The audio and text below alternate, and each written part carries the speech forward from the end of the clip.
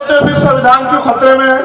उसका एकमात्र कारण यह है कि एक तरफ वो लोग हैं जिनको संविधान से फायदा हो रहा है, जो इस मंच के आसपास बैठे हैं, इस मंच पर बैठे हैं, और एक तरफ वो लोग हैं जो संविधान के द्वारा आपको मिले गए फायदे को रोक देना चाहते हैं। अगर किसी और के कंधे पे रख के अपनी लड़ाई लड़ना चाहते हो तो आप सिर्फ अपनी बारी का इंतजार कर रहे हो। मैं पूरे देश में जाता हूं, मैं जिम्मेदारी के तौर पर आप एक को कह रहा हूं, आप तमाम नौजवान यहां बैठे हैं, मैं बुजुर्गों से कोई शिकायत नहीं करूंगा। मैं नौजवानों को यह कहना चाहता हूं और मैं उनसे पूछना भी चाहता हूं, जब कुदरत ने तुम्हें मजबूत शरीर दिया है और कानून तुम्हारे लिए बराबर है और सारा सिस्टम यहाँ है, फिर तुम इस अन्याय को क्यों सह रहे हैं? आप मुझे जवाब दो। मैं कहना नहीं चाहता था, लेकिन आपके तमाशे के बाद कहूंगा जरूर। आप मुझे बताओ, जब आप बेटियों की रक्षा नहीं कर सकते हो, उनको पैदा करने का अधिकार आपको किसने दिया है? मुझे जवाब दो। जब हम गांव में अपनी बहन को, बेटी को, माँ को, चाची को, ताई को, आप एनसीआरबी का डाटा नहीं पढ़ते हो क्या? अगर आप पढ़े लिखे हो तो बताओ कि एनसीआरबी का डाटा क्या कहता है मध्य प्रदेश में, राजस्थान में, छत्तीसगढ़ में, उत्तर प्रदेश में, दिल्ली में, बिहार में। अगर नहीं पता तो मैं बताता हूं आपको। वो डाटा ये कहता है कि हर साल हजारों महिलाओं के साथ रेप हत्याएं होती। आप कभी उस डाटे को डीपली चेक करके देखना तो आपको पता लगेगा कि 100 में से 95 बच्चियां बहनें आपके समाज की निकलेगी, मेरे बहुजन समाज के लोगों। इस बात को याद रखना। अब चाहे इस बात पे ताली बजा लो और चाहे इस बात पे सर झुका के रो लो कि चाहे मूछें कितनी बड़ी रख लो, कपड़े कितने सुंदर पहन लो, गाड़ी कितनी बड़ी में घूम लो, अगर घर की सम्मान, बहन बेटी की रक्षा नहीं कर सकते हो तो तुम्हें बहादुर भाई कहलाने का कोई अधिकार नहीं। क्या हो गया तुम्हारे खून को? क्या हो गया? किसकी नजर लग गई बहादुरों को? एक वो समय था कि ये खाते गांव की धरती हम आदिवासियों के नाम से जानी जाती थी। एक वो समय था कि यहां हमारे वीर उनके शौर्य के आगे बड़े से बड़े जालिम घुटने टेक देते थे। आज एक ऐसा समय है कि हमारे 5-5 परिवार के लोगों को जमीन में गाड़ दिया जाता और हम रो भी नहीं पाते। क्या हो गया?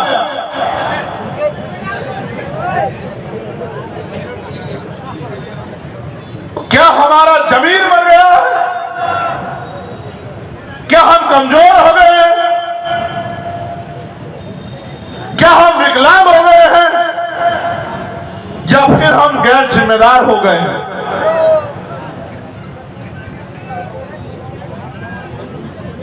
एक समय था जब भारत आजाद नहीं था, राजशाही होती थी। मध्य प्रदेश में बहुत राजे रजवाड़े रहे हैं, तलवारों के दम पे राज लिया जाता था, युद्ध होते थे, हजारों लोग मर जाते थे, जमीन रक्त रंजित हो जाती थी।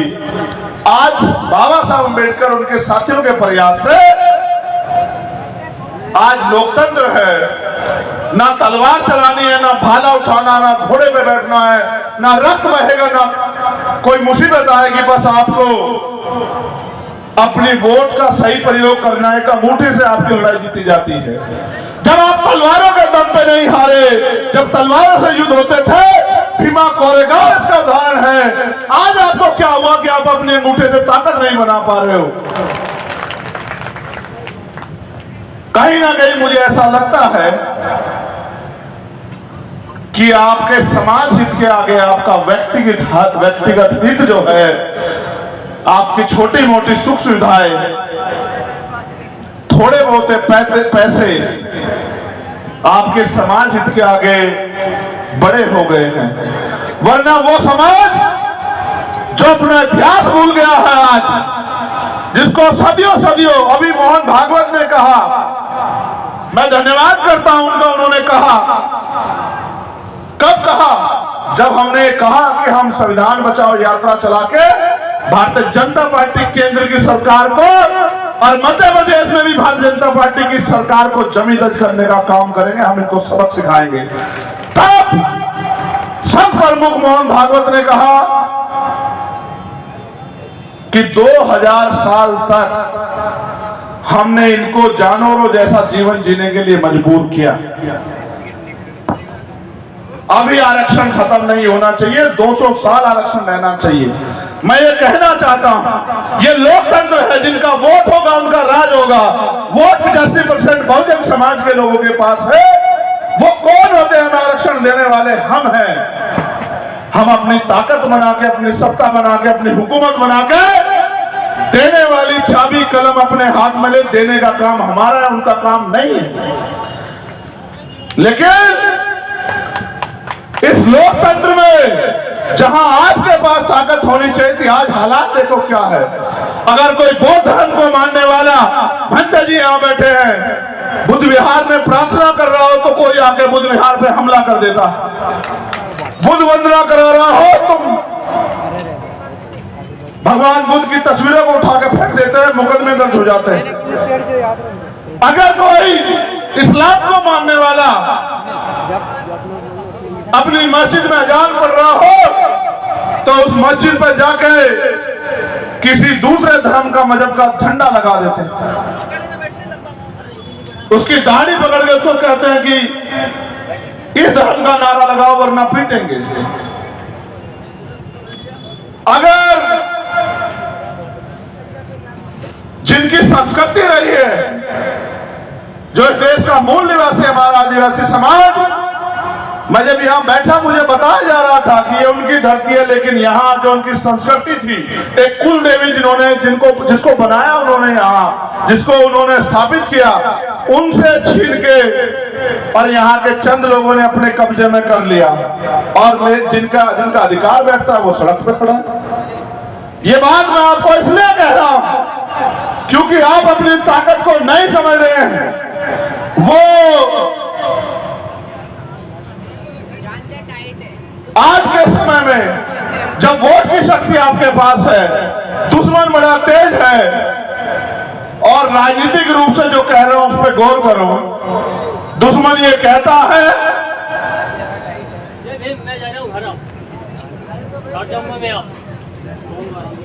कि राजनीति बुरी चीज है, राजनीति करनी नहीं चाहिए। और आप ये देखो, जो दुश्मन ये कह रहा है, सबसे ज्यादा MP MLA उसने अपने बना रखे, सारी सरकारों में वो बैठा हुआ है, और आपको कह रहा है राजनीति मत करो।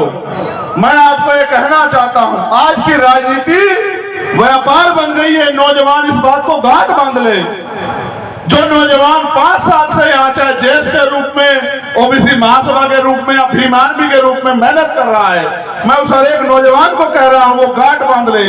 आज की भारत की राजनीति नहीं है, व्यापार है। कैसे व्यापार है जान लो कि चंद पैसे वो चुनाव से पहले खर्च करेगा, चुनाव में शराब और पैसा बांटेगा। जैसे बिजनेसमैन किसी रोजगार को करने के लिए कुछ पैसा इन्वेस्ट करता है और चुनाव के बाद जब वो जीत जाता है फिर उस पैसे से पैसा कमाना शुरू करता है, ऐसे आज की राजनीति भारत की हो गई है। कोई गरीब का बेटा आगे नहीं बढ़ सकता है। पैसे वाले लोग राजनीति कर रहे हैं, गरीब लोग बैठ के तमाशा देख रहे हैं। जिन्होंने 75 साल में आपके कच्चे मकानों को ये नहीं सोचा पक्के हो जाए, वो आपका भला कर सकते हैं क्या? जिन्होंने 75 साल में आपके भूखे पेट को नहीं देखा, जिन्होंने 75 साल में हमारी बहनों की लुटती अस्मतों को नहीं देखा, हमारे खून के आंसुओं को नहीं देखा, हमारे साथ होते अन्याय को नहीं देखा, हमारी खिंचती खाल को नहीं देखा, हम पे चलने वाली गोलियों लाठों को नहीं देखा, वो आज आपका भला कर देंगे क्या? मेरे सम्मानित साथियों, दुश्मन अगर मुफ्त में कुछ देता है तो आपके भले के लिए नहीं देता है। दुश्मन अगर मुफ्त में कुछ भी देगा तो आपसे कुछ ना कुछ लेने के लिए देगा। आज चुनाव करीब आ गया है, सरकार बड़ी बड़ी घोषणाएं कर रही है। मैं पूछना चाहता हूं हमारे मामा मुख्यमंत्री जी को कि पिछले 4.5 साल से आप कहां थे?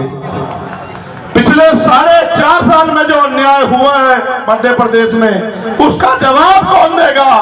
सागर में जो अन्याय हुआ, नेमावर में जो अन्याय हुआ, खातेगांव में जो अन्याय हुआ, इंदौर में जो अन्याय हुआ, छतरपुर में जो अन्याय हुआ, उसका जवाब कौन देगा? 4.5 साल आप ही तो मुख्यमंत्री रहे। इससे पहले भी आपकी सरकार रही, बीच में आपने धोखे से सरकार बनाई। इसका जवाब कौन देगा मुख्यमंत्री जी? आज आप घोषणाएं कर रहे हो, मैं बस इस बात पे जोर डालना चाहता हूं। कल जब मैं आ रहा था तो शायद एक प्लेन में मेरे साथ एक पटेल समुदाय का एक छोटा भाई मुझे पहचान के चला आया। उसने मुझे बताया कि यहाँ ओम पटेल नाम के एक व्यक्ति को, उसको जबरन कुछ पिला के उसकी हत्या हुई, लेकिन कोई कार्रवाई नहीं हुई। उसने मुझसे कहा भैया ये मुद्दा आप उठाना, क्योंकि जब आप मुद्दा उठाते हो तो शासन प्रशासन की आंखें खुलती है। वो परिवार उम्मीद लगाए बैठा है उनको न्याय मिलेगा। सम्मानित साथियों, उस बच्चे से, उस भाई से जो मैंने सुना वो मैं आपसे कहना चाहता हूं। वो ये कह रहा था मुझसे कि एक लंबे समय से मध्य प्रदेश के लोग अन्याय अत्याचार सह रहे हैं और कभी किसी को उनके वादों में फंस के वो धोखा खाते रहते हैं। अगर आजाद समाज पार्टी यहां मजबूती से चुनाव लड़े तो यहां की जनता आपके संघर्ष और आपके साथियों के संघर्ष के साथ खड़ी हो सकती है। उसके अंदर इतना हौसला है कि वो आपके साथ मिलकर लड़ाई को मजबूत कर सकती है। मैं तो लोगों की बात सुनता रहता हूं। सम्मानित साथियों, मैं आपको ये बताना चाहता हूं, आपको शायद जानकारी ना हो भी तो और पक्की कर लो। ये इसलिए बताना जरूरी है कि आपको समझ आए। सरकार के पास बजट होता है। बजट समझते हो नहीं समझते? बजट को, वो बजट आता कहां से? जब उसने कल मुझे बात कही तो उसने ये भी कहा कि मुख्यमंत्री जी ने योजना चलाई। मैंने उसे कहा कि अब सुनो, पढ़े लिखे हो? बोले हाँ। तो मैंने कहा फिर अब जान भी लो कि मुख्यमंत्री जी के पास जो बजट है जो दे रहे हैं वो बजट आता कहां से? तो उन्होंने कहा, पूछा भैया कहां से आता है? मैंने कहा आम जनता जो टैक्स देती है वो टैक्स का पैसा जिस कोष में जमा होता है, सरकार के खाते में जमा होता है, उसी का बजट बनता है। उसके साथ जो प्राकृतिक रिसोर्स हैं उनसे जो टैक्स आता है उससे बजट बनता है। यानी कि मैंने उसको साधारण भाषा में उससे पूछ के समझाया कि सामान खरीदते हो, वो कहीं होगा भी तो मुझे सुनेगा। उसने कहा मैं 1 लाख रुपए हर महीने का सामान खरीदता हूं। मैंने कहा 28% जीएसटी है, तुम 1 लाख रुपए का सामान खरीदते हो, 28,000 रुपए सरकार को देते हो, सरकार तुम्हें कितना फायदा देती है? उसने कहा मुश्किल से 1,000-2,000 रुपए का। तो मैंने कहा सरकार का पैसा तुम्हारी तरफ है या तुम्हारा पैसा सरकार की तरफ है? तो कह रहा ऐसे तो मेरा बहुत सारा पैसा सरकार की तरफ जा रहा है। तो मैंने उसे यही समझाया मेरे भाई कि माचिस की सीख से लेके और बाल काले करने वाले कलर से लेके चश्मा, चप्पल, जूते, हर एक चीज पे टैक्स है। यहाँ तक कि जो झंडा आपने बनाया उस पर भी टैक्स है, ये टेंट आपने खरीदा इस पे भी टैक्स है, जो किराया आप देते उस पे भी टैक्स है, जो गैस आप खरीदते उस पे भी टैक्स है, पेट्रोल डीजल सब पे टैक्स है। और तो और आज तो ऐसी सरकार केंद्र में बैठी है जिसने दूध पे, दही पे भी टैक्स लगा दिया, खाने के पीने के सामानों पे भी टैक्स लगा दिया।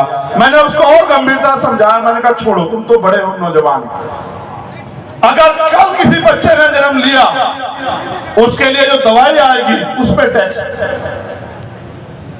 उसके लिए जो डायपर आएगा उस पर टैक्स है, उसके लिए दूध आएगा उस पर टैक्स है, उसके लिए कुछ भी आएगा कोई कपड़ा सब पे टैक्स है। यानी कि जो भारत में पैदा हो गया वो हर एक व्यक्ति टैक्स दे रहा है। लेकिन क्या जब तक वो अपने पैरों पर ना खड़ा हो जाए सरकार उसे कुछ दे रही है? तो कह रहा बहुत नहीं को बहुत कुछ दे नहीं रही है। तो मैंने उसको समझाया कि जनता के पैसे को जनता को वापस लौटाना यही सरकार सरकार का काम है। लेकिन सरकार इस तरह का दिखावा करती है कि हम 1500 रुपए लाडली बहन योजना के दे रहे हैं। मुख्यमंत्री कितने पैसे दे रहे हैं लाडली बहन योजना के? कितने? हमसे सुनो। मध्य प्रदेश के हर एक व्यक्ति को 5000 रुपए प्रति व्यक्ति महीना हम लोग देने का काम करेंगे। ये मेरा आपसे वादा है। और आप ये भी जान लो, आपको ये पता है नहीं पता है कि मैं कोई भी बात झूठ नहीं कहता हूं? पता है नहीं पता है? मुझे ये भी पता है पैसा कहां से आएगा और पैसा कैसे आपकी जेब में जाएगा।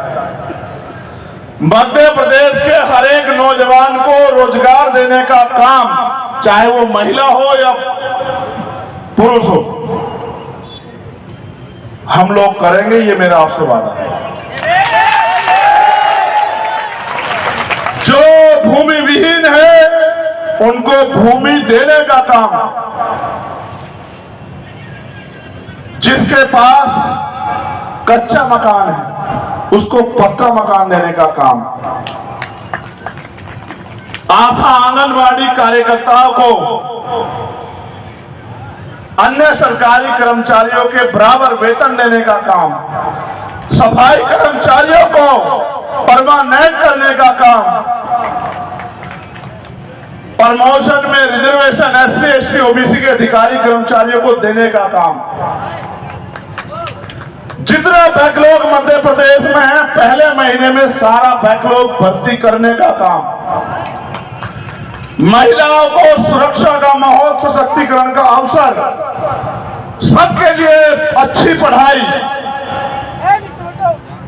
और अच्छा इलाज देने का काम हम लोग करेंगे। आप बताओ इसके अलावा आपको क्या चाहिए? मैंने आपको 12 फरवरी को भोपाल में भी कहा था नहीं कहा था कि अपनी समस्याओं का घोषणा पत्र बना के दे दो मुझे, और ये मांग पत्र बना के दे दो, मैं इसको घोषणा पत्र बना दूंगा। मैं पढ़ा लिखा वकील आदमी हूं, मैं आपके दर्द को दर्द समझता हूं क्योंकि आपका खून हूं, और मैं जानता हूं कि जब तक आपकी जेब में पैसे नहीं आएंगे, सोचो एक घर में 4 आदमी है, उसको 20,000 रुपए महीना मिलेगा, क्या वो किसी के आगे हाथ फैलाएगा? बताओ, जवाब दो। अब मैं आपसे जो कह रहा हूं वो इस बात पे गौर करना, भारत का संविधान भारत के हर एक व्यक्ति को रोटी, कपड़ा, मकान की गारंटी देता है। लेकिन आप ये नोटिस करना, कितने लोग धार्मिक स्थलों के बाहर ऐसे हाथ फैलाए बैठे रहते हैं कोई उनको रोटी दे दे। कितने ऐसे लोग होंगे मध्य प्रदेश में जो भूखे पेट सोते होंगे। ये राजनीतिक लोग हमेशा से आपकी मजबूरियों का फायदा उठाते रहे। इनको ये लगता है कि अगर जनता की जेब में पैसा होगा तो वो आपके धोखे में, आपके झूठ में नहीं आएंगे। क्या मैं नहीं जानता हमारे लोगों के हाल? अगर शादी करानी हो बेटी की तो उधार लेंगे पैसे, अपने बच्चे को अच्छी जगह पढ़ाना हो तो जमीन गिरवी रख के लोन लेंगे और पूरी जिंदगी उस लोन को उतारते रहेंगे। मैं आपसे कहता हूं, हर आर्थिक रूप से कमजोर वर्ग की हर एक बेटी को जब उसकी शादी होगी 1 लाख रुपए का अनुदान सरकार देने का काम करेगी, अगर आप लोग हमें अवसर दो। भाई अगर आपका पैसा आपके ऊपर लगा दिया तो क्या बदला, क्या नुकसान हुआ? वही पैसा जो नेता अपनी जेब में घुसा ले रहे हैं, एक एक नेता विधायक बनने के बाद 5-5 हजार करोड़ का मालिक हो जा रहा है, वो पैसा अगर जनता को वापस कर दिया तो क्या नुकसान होगा? नुकसान ये होगा, अमीरों की तिजोरियों पे ताले लग जाएंगे और गरीब के पेट जो है वो भूखे नहीं रहेंगे। बस इतना बदलाव होगा। कोई किसी के साथ जुल्म जात के अन्याय नहीं कर पाएगा। अगर कोई किसी गरीब को, कमजोर को, दलित, पिछड़े, आदिवासी को या किसी भी समाज की बहन के साथ अन्याय करेगा, उस हर एक अपराधी पे रासू का लगा के उसको जेल भेजने का काम और 3 महीने के अंदर उसको सजा दिलाने का काम हम लोग करेंगे। अगर किसी दलित आदिवासी की हत्या कोई कर देता, अभी 8.5 लाख रुपए मिलते हैं, 8,25,000 रुपए मुआवजे के तौर पे SC/ST एक्ट के तहत। हम लोग कानून बना के 30 लाख रुपए प्रति व्यक्ति को देने का काम करेंगे, और जिस परिवार के साथ उसके परिवार से कमाने वाला व्यक्ति चला जाएगा उसको एक सरकारी नौकरी देने का काम करेंगे। आप मुझे बताओ क्या नामुमकिन है इनमें से? कोई भी व्यक्ति, जितने लोग हजारों ना बैठे, एक आदमी खड़ा होकर बताओ कि ये नामुमकिन है, और ना करके दिखाया तब आप मुझे बताना। लेकिन मैं आपसे कहना चाहता हूं, कब तक उनके चक्रों में पड़े रहोगे? अगर वो आपका भला करना चाहते तो 75 साल में आपकी जिंदगी नहीं बदलती क्या? भोपाल से आते हुए किशन लाल बागरी एक्सीडेंट में मेरा भाई चला गया। मैं जब उसके घर गया, उसका मकान देखा, कच्चा था, मेरा सर उसके दरवाजे में अड़ रहा था। ये बात मैं आपको इसलिए कह रहा हूं मेरे लोगों कि 75 साल में सरकार को तमाम सरकारें बदली, किशन लाल बागरी का कच्चा मकान नहीं दिखाई। क्या तो दिखाई नहीं दिया, या सरकार ने उसकी तरफ आंख ही नहीं की, या फिर सरकार ने सोचा ही नहीं कि भाई इसको भी पक्के मकान की जरूरत है, बारिश आएगी इसको भी तकलीफ होगी, कीड़ा काटा कोई इसके घर में भी नुकसान पहुंचा सकता है। इसलिए मैं आपको कहना चाहता हूं, मैंने तो ये भी कहा, अगर हमारे आदिवासी साथी तैयार हो जाए तो पहला मुख्यमंत्री मध्य प्रदेश में आदिवासी समाज का हम लोग बनाने का काम करेंगे। मैंने यही भी कहा। लेकिन अब आप ये सोचो, हमारे आदिवासी भाई कहते हैं कि भाई अनुसूची 5 का वो लागू नहीं हो रही है, हमारे जल जंगल जमीन पे हकमारी हो रही है। भाई जब राज आपका नहीं होगा तो हकमारी तो होगी। मैं तो आपसे कह रहा हूं आगे बढ़ो। जब आप ये सोचो कि जब आदिवासी समाज का मुख्यमंत्री होगा तो क्या किसी आदिवासी परिवार की जमीन को छीन लेगा? आप मुझे बताओ पूरी जिम्मेदारी। तो ये तो आपको तय करना है कि 4.5 साल रोना है या 6 महीने संघर्ष करके अपनी ताकत बनानी है, या उन नेताओं का फिर से भरोसा करके उनके पीछे पीछे खड़े रहना है। ये तो आपको तय करना है। इसलिए जब आपने सभा बुलाई तो मेरा ये फर्ज बनता है कि मैं आपको समझा के तैयार करूं कि आगे की लड़ाई किस तरह लड़नी है। इसलिए मैं आपसे कहना चाहता हूं कि पिछले 5 साल से ज्यादा समय से भीम आर्मी के नौजवान अन्याय अत्याचार के खिलाफ सड़कों पे संघर्ष कर रहे हैं। अब उन्हें संघर्ष करने से वो न्याय दिला सकते हैं, लेकिन अगर समाज को आगे बढ़ाना है, धार्मिक तौर पे जो अन्याय हो रहा है उसको रोकना है, अपने भाइयों को सुरक्षा का माहौल देना है, अपनी बहनों को सुरक्षा का माहौल देना है, तो राजनीतिक शक्ति अपने हाथ में लेनी पड़ेगी। इसलिए अब जब अवसर मिलेगा तो आजाद समाज पार्टी के प्रत्याशी को आप लोग जिताने का काम करना और केंद्रीय के चुनाव निशान पर ईवीएम का बटन दबाने का काम करना और अपने एक एक वोट को आजाद समाज पार्टी को देके अपने बीच के व्यक्ति को विधानसभा में आपकी समस्याओं के लिए आवाज उठाने का मौका देना। एक समस्या यहां मेरे सामने किसने भेजी है, ये गांव है बमन गांव, जहां शासकीय ट्यूबवेल से पानी पीने भरने देने के संबंध में एक घटना है। मैं प्रशासन से कहना चाहूंगा, पुलिस के साथियों से, कि इस घटना का संज्ञान ले लें और उस परिवारों की मदद करें। वहां के कुछ अपराधी किस्म के लोग वहां से दलित समाज के लोगों को पीने का पानी नहीं लेने दे रहे हैं। ऐसी समस्या मेरे सामने आई तो मैं पुनः अपने वॉलंटियर साथियों का, अपने भीम आर्मी आजाद समाज पार्टी के सभी सम्मानित नेतागणों का, कार्यकर्ताओं का, पदाधिकारियों का, और यहां इतने बड़े पैमाने पर आए बहुजन समाज के वफादार योद्धाओं का, बहादुर ईमानदार संघर्षशील योद्धाओं का धन्यवाद स्वागत करता हूं। और सबसे ज्यादा धन्यवाद देता हूं माताओं बहनों का कि वो लंबे समय से यहां बैठ के इंतजार कर रहे हैं।